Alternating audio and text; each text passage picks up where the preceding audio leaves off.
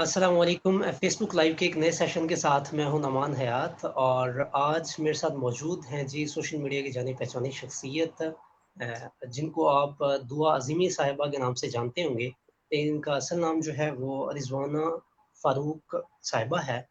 तो आज जैसा कि मौज़ू हमने रखा है तन्हाई और रिटायरमेंट की ज़िंदगी, इस हवाले से आज हम 2 सेक्शंस में जो है रिज़वाना फ़ारूक साहिबा से बात करेंगे जिनको आप दुआ अज़ीमी साहिबा के नाम से जानते हैं।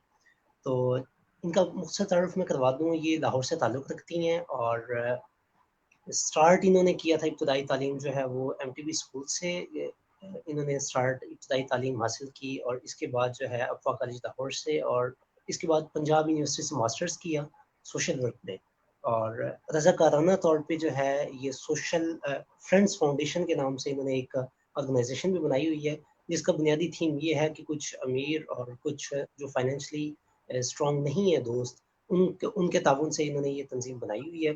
जिसका बुनियादी मकसद ये है कि एक-दूसरे से बाहिमी ताउन के ज़रिए इस तंज़ीम को आगे चलाया जा सके। इसके साथ-साथ जी नसरी नज़्में और अफ़साने भी लिखती हैं, इनका सन की एक किताब भी आने वाली है। तो इसके अलावा थेरेपी और बाकायदा तौर पे नहीं, लेकिन बेकायदा तौर पे थेरेपी और काउंसलिंग वगैरह भी करती रहती हैं। तो मैं बिना ताख़ीर किए जो है अपने गेस्ट की जानिब चलता हूँ। अस्सलाम वालेकुम मोहतरमा, कैसी हैं आप? वालेकुम अस्सलाम, बिल्कुल ठीक-ठाक, शुक्र अल्लाह का।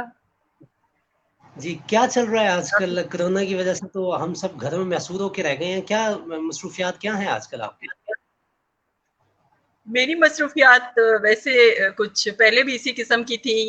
आउटडोर एक्टिविटीज़ कम थी, तो हम जैसे लोग जो पहले से घरों में रहते हैं, उनके लिए तो बहुत आसानी है।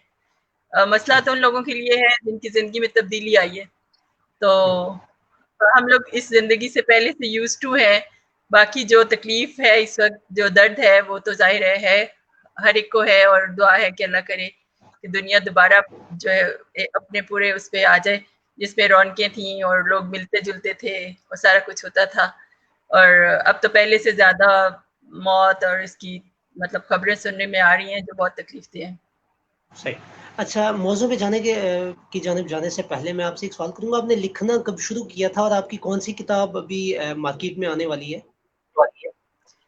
लिखना मैंने वही बात है, बेकायदा तो हम लोग लिखते रहते हैं, लेकिन बाकायदा जो है वो 3-4 साल हुए लिखना शुरू किया था, क्योंकि उससे हुँ, पहले काफ़ी समाजी ज़िम्मेदारियाँ थीं, घरेलू ज़िम्मेदारियाँ इस किस्म की थीं, जिसमें कि मैं अपना ज़्यादा वक़्त नहीं दे सकती थी। बच्चे छोटे थे और फैमिली था, मतलब वो जॉइंट फैमिली में जिस तरह से एक होता है, काफ़ी मामलात थे। तो वो फिर एक सेटअप तब्दील होता है, ऐसे ही होता है ग्रेजुअली। बच्चे बड़े हो जाते हैं और सब कुछ तब्दील हो जाता है, तो उसमें फिर मुझे अपना वक़्त मिला जब, तो फिर मैंने लिखना शुरू किया। कोई 3 साल हुए बाकायदा मतलब लिखना शुरू किया है। उससे पहले मैं नज़्में वग़ैरह लिखती रही ना, इन टच हुँ, रहने के लिए अपने कलम से और अपनी ज़ात से। तो फिर मुझे किसी ने कहा कि जो कुछ आप लिखती हैं, तो इसके लिए आपको चाहिए कि आप फ़ेसबुक जॉइन करें, तो बल्कि उन्होंने मुझे बना के दी।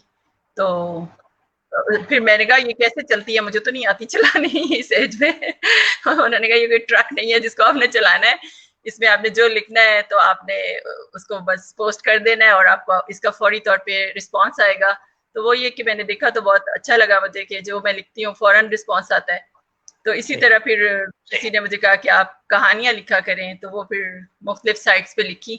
तो अल्लाह का शुक्र है कि वो लोगों को बहुत मेरा लिखा हुआ पसंद आया। लोगों ने ये समझा शायद कोई बहुत छोटी सी यंग सी लड़की लिख रही है, तो जो क्योंकि मेरे उसके अंदर बहुत रोमांटिक और चीजें होती हैं, बहुत ख्वाबी चीजें होती हैं, तो लोगों ने इंजॉय किया बहरहाल ना। सही। अच्छा, कौन-सी किताब आपकी आ रही है मार्केट में अभी? मेरी अफ्रोदीती के तोहफे के नाम से किताब आ रही है।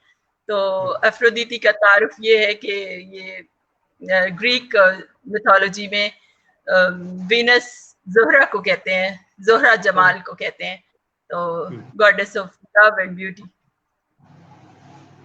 सही। अच्छा, आपने उसमें बहुत मौज़ू की जानिब सारी पढ़ते हैं? मतलब अफ़साने हैं, जदीद किस्म के अफ़साने हैं, क्योंकि मेरे अफ़सानों में रवायती अफ़साने बिल्कुल उस तरह नहीं है। उनमें थोड़ी-सी पोएटिक फ़ॉर्म ज़्यादा होती है मेरी तहरीर, जो नसरी मतलब जो नसर है ना, उसमें उसको नसर लतीफ़ कह सकते हैं। तो उसमें इस तरह की है कुछ चीज़ें, लेकिन थोड़े बहुत उसमें फिर दर्द जो भी है, आपको पता है उन्वान तो बिखरे हुए हैं ना पूरे माशरे में, कोई ना कोई रंग, कोई ना कोई चीज ऐसी उसमें है, कोई एक छोटा सा पैगाम है हर एक चीज में, हमदर्दी के बारे में, एक दूसरे से मोहब्बत के लिए, ये सारे पैगाम आते हैं उसमें।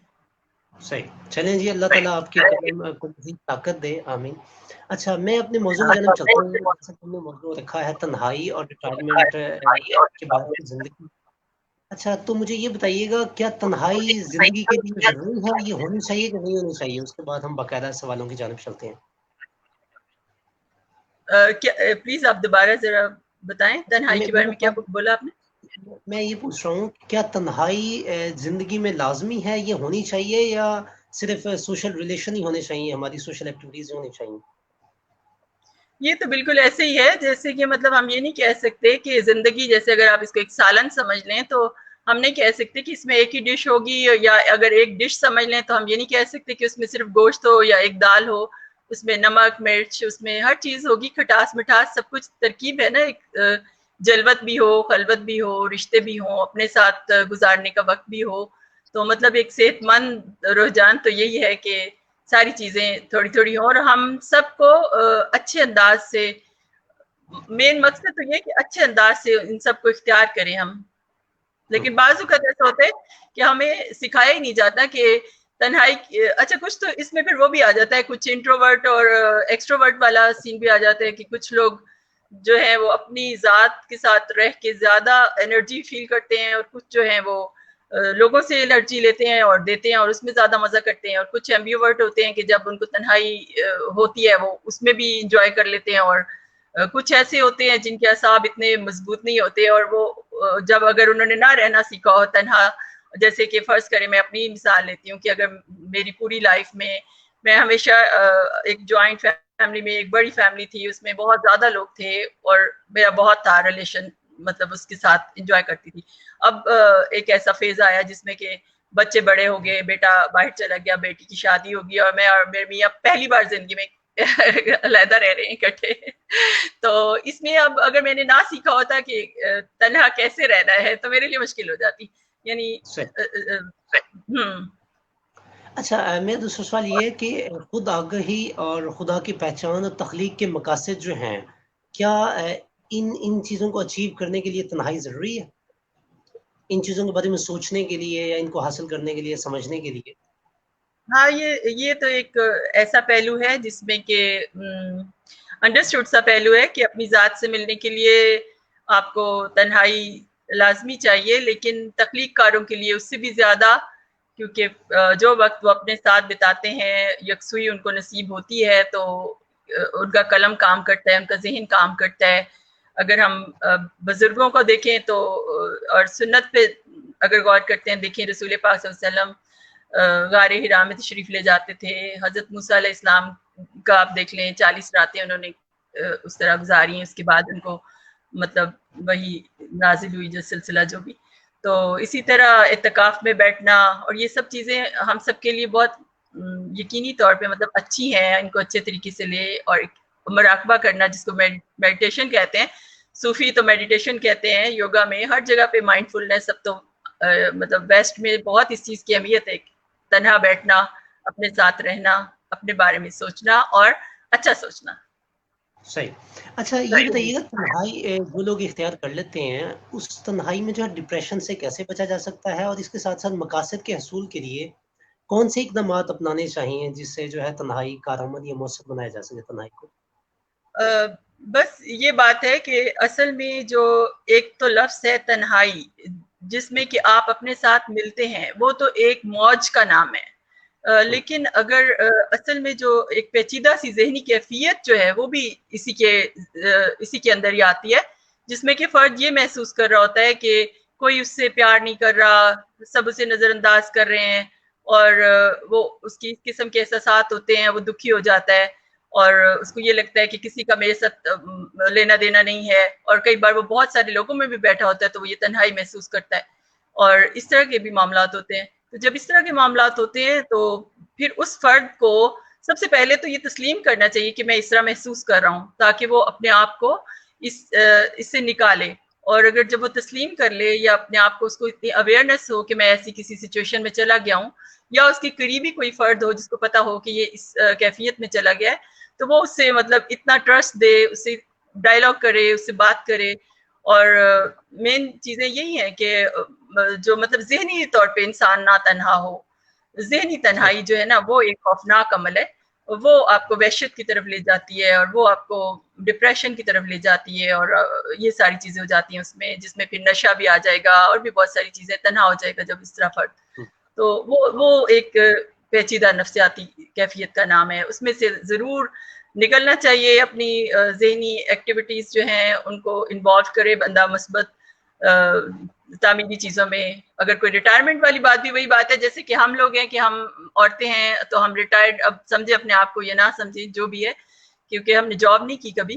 तो लेकिन जिंदगी मतलब मुख्तलिफ हो जाती है, जबकि आपके ऊपर माशी दबाव भी नहीं होता और आपके ऊपर उस तरह का समाजी दबाव नहीं होता, तो आप फारिग होते हैं। उस फारिग वक्त को जाहिर है अपने जो आपने मशागल चुने अगर, और अगर नहीं चुने तो चुने, और अगर जो भी आपके हैं मतलब उसके ऊपर अपनी तरतीब दें, और फिर अपने हल्का अहबाब को उस तरह हम ख्याल लोगों के साथ रहें, छोटी छोटी एक्टिविटीज करें जैसे कि अभी हम भी कर रहे हैं। तो इसी तरह ही अपने आप को बंदा खुश करता है। और ये बल्कि मैं अप्रिशिएट करती हूँ आप लोगों को कि किस तरह से आप हम लोगों को इन्वॉल्व करते हैं। अच्छा, ये भी है कि तन्हा रहना जो है एक खौफ की अलामत बन चुका है। काफ़ी लोग तन्हाई से काफ़ी हाँ डरते बिल्कुल। हैं और अकेले नहीं रह सकते। इस खौफ को कैसे कम किया जा सकता है?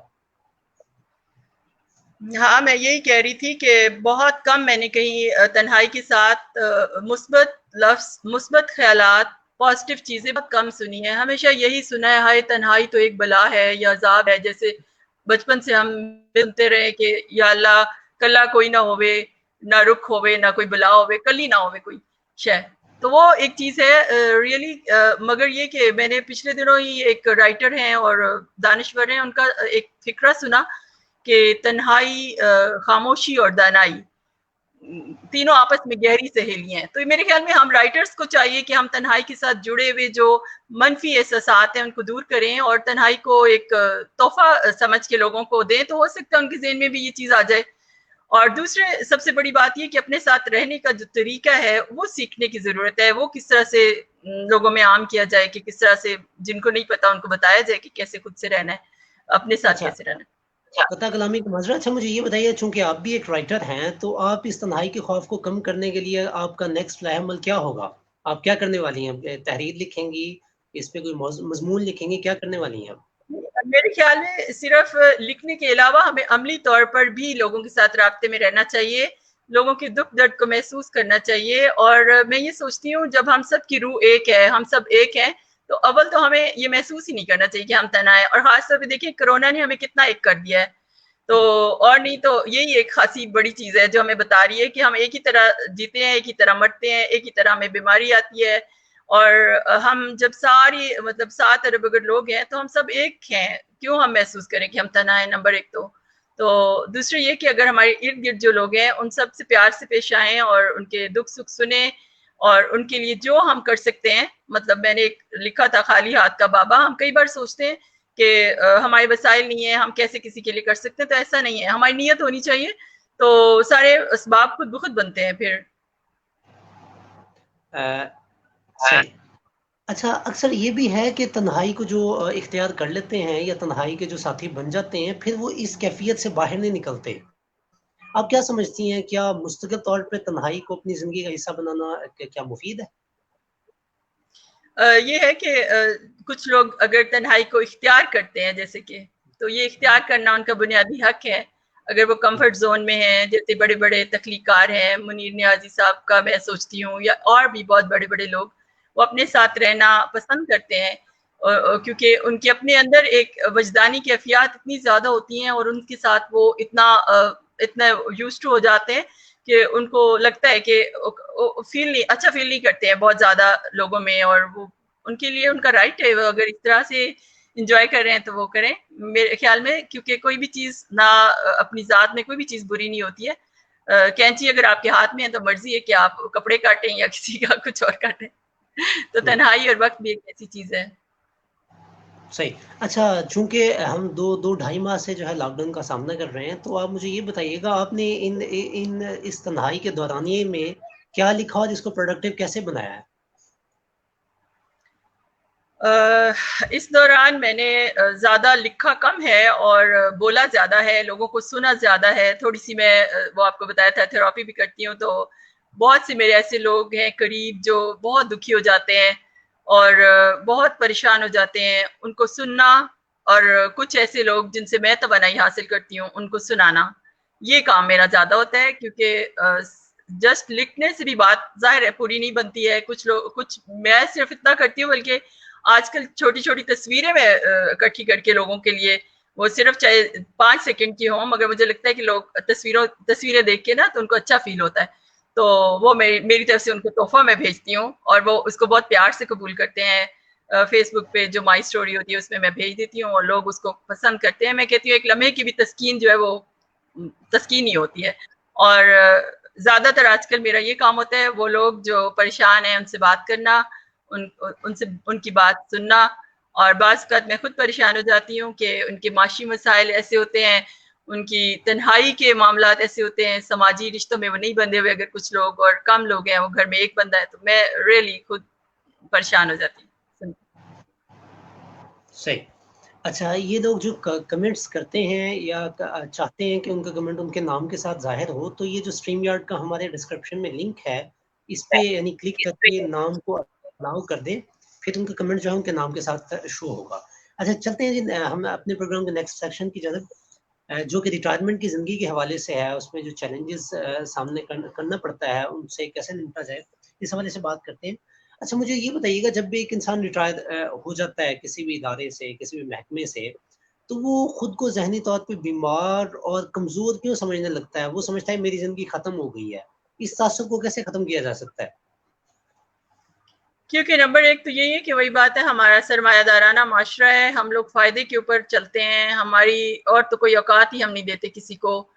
इसी तरह हम अपने आप को भी अगर हम कमा रहे हैं तो हम समझते हैं हम फ़ायदेमंद हैं और अगर हम नहीं कमा रहे तो समझते हैं कि हम अब मतलब यूज़लेस हो गए हैं। सबसे पहली सोच तो ये है, बजाय इसके कि शुक्र अदा करें कि हमारे पे ये ज़िम्मेदारी थी, हमने ऐसे तरीके से अदा की है और अब चलें आपके ये जो मतलब हमारा समाज है उसने हमें एक ऐसा मौका फ़राहम किया है कि मरने से पहले हम थोड़ा-सा वक़्त अपने साथ गुज़ारें, जो अपने मशागिल हैं, जो कभी हमने 20 साल की उम्र में सोचे और हम सारी ज़िंदगी पूरे नहीं कर सके।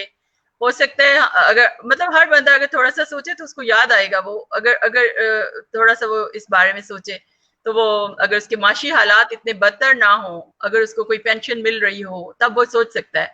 और अगर सपोज़ वो मोस्टली मतलब अगर पेंशन नहीं मिल रही है और इसके हालात ऐसे हो गए हैं, फिर तो उसको ज़ाहिर है अल्टरनेट कोई ना कोई अगर उसकी सेहत है, तो डेफ़िनिटली वो जॉइन करेगा कुछ और जिससे कि वो कमा सके, चाहे ऑनलाइन कमाए, चाहे कैसे। और अगर उसकी सेहत भी जवाब दे जाती है बेसिकली तो सिर्फ़ एक चीज़ तो नहीं होती, ये वार तो 2-2 3-3 इकट्ठे होते हैं इंसान पे।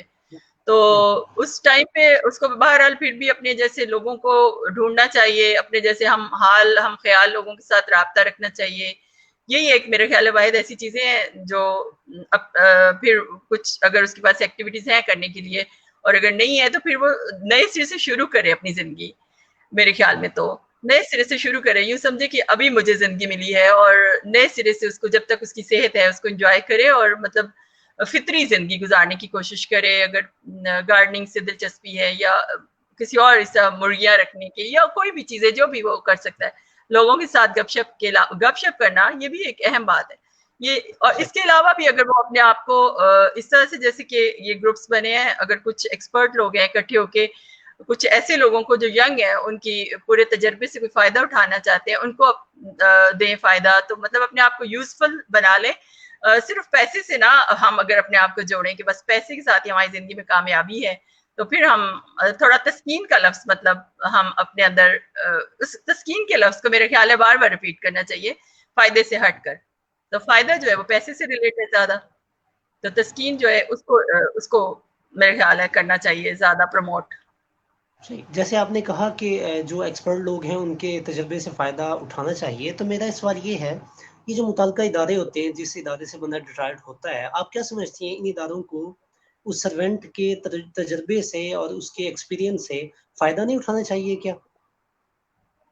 ऑब्वियसली अब वो तो हमारे पूरे निज़ाम में इतनी ज़्यादा सारी खराबियां हैं कि वो तो हम चाहते हैं कि पूरे का पूरा ही उनमें इम्प्रूवमेंट हो और बहुत सारी चीज़ें जो हैं ज़रूरत है उनको मज़ीद अपग्रेड करने की। तो अगर वो नहीं हो सकता तो मतलब प्राइवेट जिस तरह से आप अब कर रहे हैं काम, इस तरह और लोग काम कर रहे हैं, तो इनको ग्रुप्स बना के और लोगों को खुद वो लोग खुद इस तरीके से किसी तरह इकट्ठे होकर ग्रुप बना के अपनी जो सर्विसेज है उनको चाहिए कि वो प्रोवाइड करें और इंतजार ना करें हुकूमत का, क्योंकि हमारे मुल्क में बहुत अरसे से हम चाहते हैं कि तब्दीली आए, मगर हम उस तरह की तब्दीली नहीं देख रहे और हम खुद तब्दील हो जाते हैं।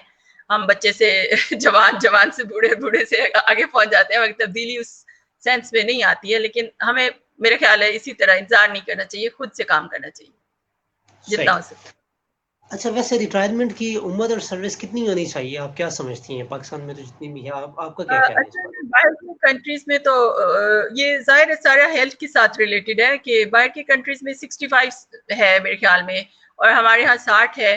तो हाँ, अब जितनी के हमारे, अब तो ये कोरोना की वजह से थोड़े से लाहौर में तो स्पेशली मतलब पोल्यूशन वगैरह कम हो गई है, लेकिन जैसे कि पहले पोल्यूशन और चीजें और मिलावट और ये सब कुछ है, उसके अंदर हमारी सेहत का 60 साल की उम्र में सही रहना बहुत बड़ी बात है, अगर कोई अच्छा फील कर रहा है तो ये उसकी जाती मेहनत और उसके ऊपर खुदा की ब्लेसिंग है। तो अदरवाइज मतलब बहुत से मामला ऐसे हो जाते हैं जिसमें क्या हेल्थ जो है वो खराब हो जाती है। तो उस टाइम पे मेरे ख्याल है जस्ट बहरहाल मेरे ख्याल है मुश्किल 60 से 65 वाला मामला तय किया हुआ है, अगर दुनिया ने तो सही किया है। ठीक।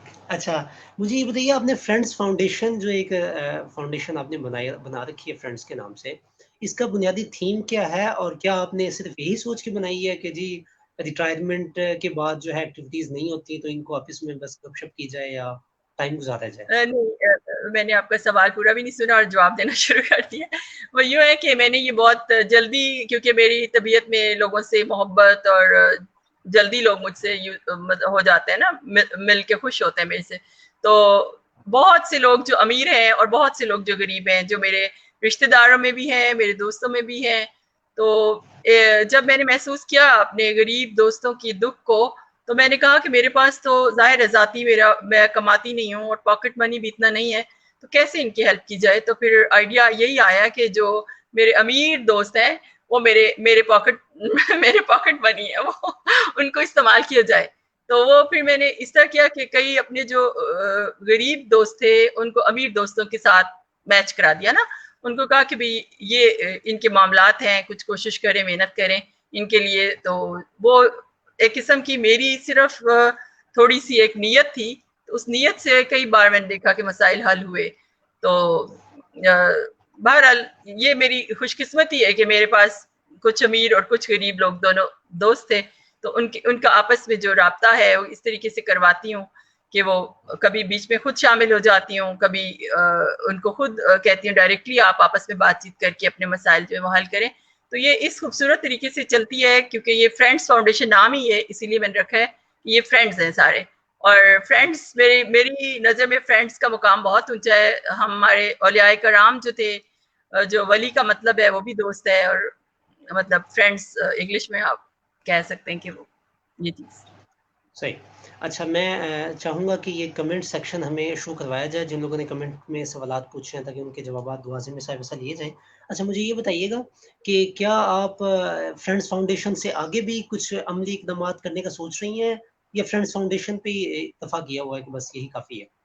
क्या प्लान्स हैं आगे के? मैं तो कभी-कभी अपने आप को एप्रिशिएट करती हूँ कि मेरे इर्द-गिर्द मुझे असिस्ट करने के लिए कोई भी लोग नहीं थे, क्योंकि मैंने वैसे तो सोशल वर्क में मास्टर्स किया था और ये सोच के किया था कि मैं समाजी बहबूद के कामों में हिस्सा लूँगी, प्रोफ़ेशनली भी लूँगी। लेकिन हमारा माशाल्लाह से स्ट्रक्चर ऐसा है, जिन्होंने ये उनकी जो ये पसंद नहीं करता बाज़ औक़ात कि उनकी जो बहुएँ हैं वो बाहर जाएँ और काम करें, और सोशल वर्क को वैसे बदनाम भी बहुत किया हुआ लोगों ने कि सोशल वर्कर्स जो हैं वो अपना घर उनका पड़ा रहता है और वो समाज के काम करती हैं। तो मैंने यही सोच के तो डिले कर दिया। मैंने कहा नहीं, पहले जो मेरी फर्स्ट है प्रायोरिटी उसको पूरा पे करूँगी, और जब वो लोग मतलब उनका मैंने कर लिया तो उसके बाद मैं समाज की तरफ आई ना। तो तो फिर मेरे बहुत ऊँचे-ऊँचे इरादे नहीं हैं, इसलिए मैं हुँ, समझती हूँ जो हो रहा है वो ठीक है, और वैसे भी मैं कनात पसंद सी हूँ। सही। अच्छा, मुजाहिद खटक साहब हैं जी, सोशल मीडिया की जानी-पहचानी शख्सियत हैं, अक्सर लिखते भी रहते हैं मुख्तलिफ मौज़ूआत पे। उनका सवाल ये है कि क्या सोशल मीडिया ने तन्हाई का दौरानिया कम कर दिया है, या सोशल मीडिया इस्तेमाल करते वक़्त भी तन्हाई का एहसास साथ-साथ मौजूद रहता है? मेरे ख्याल में बहुत खूबसूरत सवाल है ये, और इस सवाल के बैकग्राउंड में मैं कई बार सोचती हूँ तो मुझे वो शायर याद आ जाते हैं जिनका नाम शायद उस्ताद दामन था, या मैं भूल चुकी हूँ। बहरहाल ये मुझे ख्याल आया कि एक मैंने पढ़ा था कभी कि वो कोई शाम का टाइम था या शायद आधी रात का टाइम था, उनको डाकू आ गए उनके घर में। तो उन्होंने कहा शुक्र है कि तुम आ गए हो, इस वक्त बहुत शदीद जरूरत थी किसी का चेहरा देखने की। तो तन्हाई का एहसास इस हद तक चला जाता है बाज़-औक़ात कि एक डाकू को, एक चोर को देख के आप शुक्र करते हैं किसी इंसान की शक्ल नज़र आई है। तो मैं समझती हूँ कि उसकी बजाय अगर मैं सोचती हूँ उस टाइम पे सोशल मीडिया होता, तो शायद वो इतना एहसास तन्हाई का शिकार ना होते। क्योंकि हाँ, इंसान की आदत है कि वो अक्स को देख के बहुत खुश होता है। तो सम टाइम मतलब जो आपको लोग नज़र आ रहे होते हैं, उनकी जो आपकी कम्युनिकेशन होती है उनके साथ, वो आपको कभी भी ज़हनी तौर पे इतना तन्हा नहीं करती है। दूसरे ये कि लोग ये कहते हैं कि आप ज़्यादा वक़्त इस इधर दे देते हैं तो आप अमली तौर पे बाकी लोगों को कम वक़्त देते हैं। ये तो फिर अपने पे डिपेंड करता है कि आप किस तरह से अपने इर्द-गिर्द लोगों को लेके चल रहे हैं और किस तरह से आप उसमें जा रहे हैं। मगर मेरे ख्याल में तो ये बहुत, मेरे लिए तो एटलीस्ट ये बहुत लकी चीज़ है। मैं तो इसको बहुत अच्छा फ़ील करती हूँ कि अदरवाइज़ अगर मेरा राब्ता ना होता समाज से, तो मैं बहुत तन्हाई महसूस करती हूँ।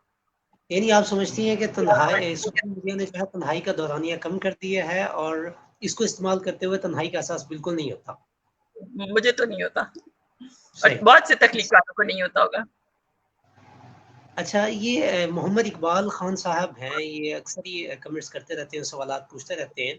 इनका सवाल ये है, क्या तन्हाई तख्लीक की नई राहें निकालती है? बेशक तन्हाई तख्लीक की नई राहें निकालती है, इसमें क्या शक की बात है। अगर हम सारा दिन वो eat drink and B Mary करते रहें तो ऑब्वियसली हम कुछ भी तख्लीक नहीं कर सकते। अगर हम सारा दिन वो क्या कहते हैं मेले ठेलों में बैठे रहें और बस खाते पीते रहें और एंजॉय करते रहें और सोशल गैदरिंग होती रहे, तो हमारी बहुत सारी एनर्जी एक्टिविटीज, सारी मतलब अच्छे वाली एनर्जी इसमें चली जाएगी। तो जब आप तन्हा बैठेंगे तो ही आपको खूबसूरत ख्यालात आएंगे, आपका जहन खाली होगा, एम्प्टीनेस की फीलिंग्स होंगी, कुछ आप अपनी तरफ तवज्जो देंगे, कुछ आप जानेंगे कि आप क्या महसूस कर रहे हैं, और आप जितना अपने आप को जानिए उतना ही आप पूरे यानी कि एक पूरे माहौल को जानेंगे, पूरी कायनात को जानेंगे। तो नई नई राहें तो निकालेगी ये, लेकिन उसके साथ साथ ये भी है कि आप क्या देख रहे हैं, आप क्या एब्जॉर्ब कर रहे हैं, आपके इर्द गिर्द कौन से लोग हैं, और आप कौन सी किताबें पढ़ते हैं या क्या किताबें पढ़ी हैं, ये सब चीजें भी तो है ना साथ साथ। सही। अच्छा, नहीं, मेरा आपने कहा नई राहें, तख्लीक की नई राहें दिखाती है, निकालती है तन्हाई। तो मेरा सवाल ये है कि कुछ लोग जब तन्हाई को अडॉप्ट करते हैं, तो वो जब बाहर निकलते हैं तो स्मोकिंग उनकी आदत बन चुकी होती है, वो मजनू टाइप उनकी हालत हो जाती है और वो बिल्कुल यूज़लेस हो जाते हैं। तो उन ऐसे लोगों या ऐसी परसेप्शन रखने वाले लोगों के बारे में आपकी क्या राय है? बस ये वो इंट्रोवर्ट लोग होते हैं ना ज्यादातर। ये अब मैं थोड़े दिन पहले ये बात कर रही थी अपनी सिस्टर से कि वो इंट्रोवर्ट है, मैं एक्सट्रोवर्ट हूँ। एक ही फिनोमेना होता है, मुझे एनर्जी मिल रही है, उसकी एनर्जी ड्रेन हो रही है। तो वो भी थोड़े से मजबूर हैं, उनको थोड़ा सिलेक्टेडली अपने आप को खुद कोशिश करनी चाहिए कि मुश्किल से ही अपने इस खौल को थोड़ा सा तोड़ के बाहर निकलें और लोगों के साथ। लेकिन वो लोग जो समझदार हैं वो भी, उन्होंने अपना एक हल्का बाब जरूर बनाया होता है जिसमें कि कुछ लोग, लेकिन अब ये है कि अगर वो नफ्सियाती कैफियत है तो फिर उसका भी यही हाल है कि वो तस्लीम करें और फिर अपनी चीजें, और फिर लोगों के साथ राब्ते में रहें। क्योंकि अच्छी एनर्जी इंसान से ज्यादा मेरा नहीं ख्याल किसी और चीज से मिल सकती है। यूनिवर्स से तो मिलती है इंसान को, लेकिन इंसान का जो क्या कहते हैं दारू जो है वो इंसान ही होता है। सही। अच्छा, मुझे ये बताइए, तन्हाई क्या नफ्सियाती मसाइल भी पैदा करती है इंसान में? मसाइल तो पैदा करती है। एक ज़माने में मैंने पढ़ा था कि वहशत जो है, आप जब तन्हा होते हैं और कोई भी आपके दिमाग में ख्याल ये होता है कि मेरा किसी से राब्ता नहीं है, जैसे कि जेल में चले गए या कोई आपका ये आज इंटरनेट हमारा बंद हो जाता है किस तरह से, या कुछ और भी हो जाता है। तो हम जब इस तरह की तकलीफ में चले जाते हैं तो या तो अगर हम बहुत स्ट्रांग हैं तो फिर तो हमारा ताल्लुक अगर खालिक से बन जाता है तो फिर तो शायद हम बर्दाश्त कर लें इन सारी चीज़ों को। लेकिन अगर नहीं बनता या अगर हम बहुत स्पिरिचुअल नहीं है तो फिर तो हम मारे जाते हैं। मतलब फिर तो आप अपने ही जात की जो वहशत है उसका शिकार हो जाएंगे। सही। अच्छा, मेरा आखिरी सवाल ये है, अमूमन लोग तन्हा रहने से डरते हैं, खौफ आता है उनको, तो लेकिन इस आलमी वबा की वजह से काफ़ी लोग आइसोलेशन में चले गए हैं, तन्हा रह रहे हैं। तो आप क्या समझती हैं कि इस आलमी वबा ने तन्हाई की अफादियत को या अहमियत को बढ़ा दी है? मुझे बहुत अच्छा लगता है कभी-कभार कि एक अल्लाह मुझे माफ़ करे 100 बार, मौत और ज़िंदगी खुदा के हाथ में है और बहुत लोग इससे मर रहे हैं, लेकिन अल्लाह माफ़ करे मुझे, ये नहीं चाहती कि ये वबा रहे। मगर मेरा दिल करता है कि ये इसके जो अच्छे असरात हुए हैं, लोग जानबूझ के वो अडॉप्ट कर लें। ये चली जाए, बहुत जल्दी चली जाए, कल से भी पहले चली जाए, और लेकिन हम जैसे इसकी अच्छी चीज़ें हैं, जैसे कि मतलब मैं समझती हूँ 10-15 दिन के लिए वैसे ही लोग घरों में बैठ जाया करें, जिस तरह शुरू में 14 दिन बैठे थे, तो ये इसकी याद में बैठ जाया करें बेशक, या मतलब इतना मैं समझती हूँ कि ये अच्छी चीजें हैं। जब आपकी एक्टिविटी एक हो जाती है और उसको आप तोड़ नहीं सकते, तो वो कोई अच्छी बात नहीं होती है। मतलब चेंज होना चाहिए, थोड़ा सा तब्दीली होनी चाहिए थोड़ी सी इस तरह की, और उसको फिर इंजॉय करना चाहिए, और माशी तौर पे मसले मसाइल ना हो, खुदा करे तो ऐसी सूरत हाल हो। अगर जो माशी मसला है वो तो फिर आपको वैसे किसी काबिल नहीं रहने देता। लेकिन सही। जैसे मैं पोल्यूशन का कह रही हूँ, नंबर एक, नंबर दो ये कह रही हूँ जैसे शादियों पे हम लोग खर्चा करते रहे हैं, तमाम लोग, गरीब लोग, अमीर लोग, दरमियाने तबके के लोग, और अब आराम से बगैर उसके हो रही हैं। तो मैं समझती हूँ कि ये ब्लेसिंग है कि हमें इन चीज़ों को इख्तियार करना चाहिए। बाद में भी वैक्सीनेशन आ जाए और दवाई मिल जाए और सब कुछ हो जाए, मगर हमें इसकी अच्छी चीज़ों को अडॉप्ट करना चाहिए। अभी भी शादियां हो रही हैं ना, तो कितना कम खर्चा हो रहा है, कोई नुमाइश नहीं, कोई कुछ नहीं हो रही है, मगर हम लोग ऐसे बिगड़े हुए लोग हैं कि हम अपनी आदत से नहीं जाते हैं ना। सही। अच्छा, आमिर नज़ीर साहब हैं जी, ये काफ़ी फ़िक्री सोच रखने वाले दोस्त हैं हमारे फ़ेसबुक पे। इनका सवाल ये है कि अगर एक बंदा जो मुलाज़मत नहीं करता था, वो रिटायर हो जाता है, तो उसको पेंशन नहीं मिल रही, तो उसको फिर क्या सोचना चाहिए या क्या करना चाहिए? क्योंकि हमारी सोसाइटी में एक अलमिया ये भी है कि जब पैसा ना आ रहा हो, तो बंदे की वो वक़्त भी नहीं रहती घर में या सोसाइटी में कि जी, अब तो तुम बेकार हो गए हो। तो उनका सवाल ये है कि वो क्या करें या क्या सोचें?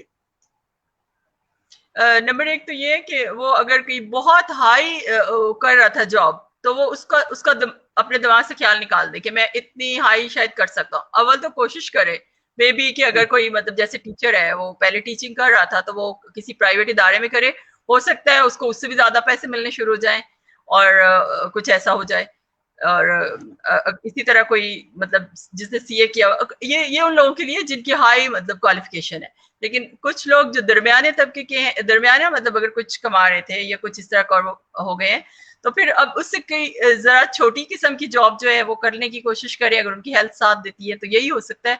या फिर कोई छोटा सा मतलब अब कारोबार इस उम्र में मैं तो नहीं सजेस्ट करती, क्योंकि ये बड़ी मुश्किल चीजें होती हैं, और ये करना, बंदा कहे कि ये रेडी लगा ले कोई शख्स या ये कर ले, ये बड़ा मुश्किल है। अच्छा, मेरा आपके जवाब में से ही एक सवाल है। अच्छा, आप क्या समझती हैं, ये रवैया दुरुस्त है कि पहले आप 60-65 साल की उम्र तक एक हाई रैंक पे जॉब करते रहें, ठीक है? उसके बाद रिटायरमेंट के बाद भी आप किसी अच्छी जॉब की तलाश में निकल रहे हैं, तो आप अपने आप को वक़्त कब देंगे? जब बंदा जॉब कर रहा होता है तो बहुत मुश्किल हो जाता है। यानी अपने आप को वक़्त इसलिए देना, बात ये है सोसाइटी कि हम लोग अ, वक्त देना तो अहम नहीं है, खाना पीना और जिंदा रहना सबसे जरूरी है ना, सर्वाइवल तो सबसे जरूरी है ना। तो अगर हम सर्वाइव कर सकते हैं, अगर हमने सारी जिंदगी में कोई इस तरह का कमाया जिसमें हमने बचत भी कर ली है, या हमारा कोई लकीली आगे से बच्चा इतना इस काबिल हो गया कि वो हमारा बोझ उठा रहा है, क्योंकि पेंशन वाले तो है, वो बहुत अच्छा सीन है कि पेंशन अगर सही मिल रही है वो तो चले गुजारा हो रहा है। लेकिन अगर खुदा न खास्ता कुछ ऐसी जगह है जहाँ पेंशन नहीं मिल रही, तो उसमें फिर अगर तो बच्चे आपका बोझ उठा रहे हैं तो हो सकता है गुजारा। लेकिन अगर वो भी नहीं कर रहे, फिर अपने आप को क्या वक्त देना। अब तो बंदा जवानी में भी देना चाहता है अपने आप को, लेकिन आपकी माशी सरगर्मी आपको इजाजत नहीं देती। सबसे सही। पहली चीज तो ये मसला है ना। यानी आप कह रही हैं कि जब तक इंसान मरता नहीं है, काम करता रहे।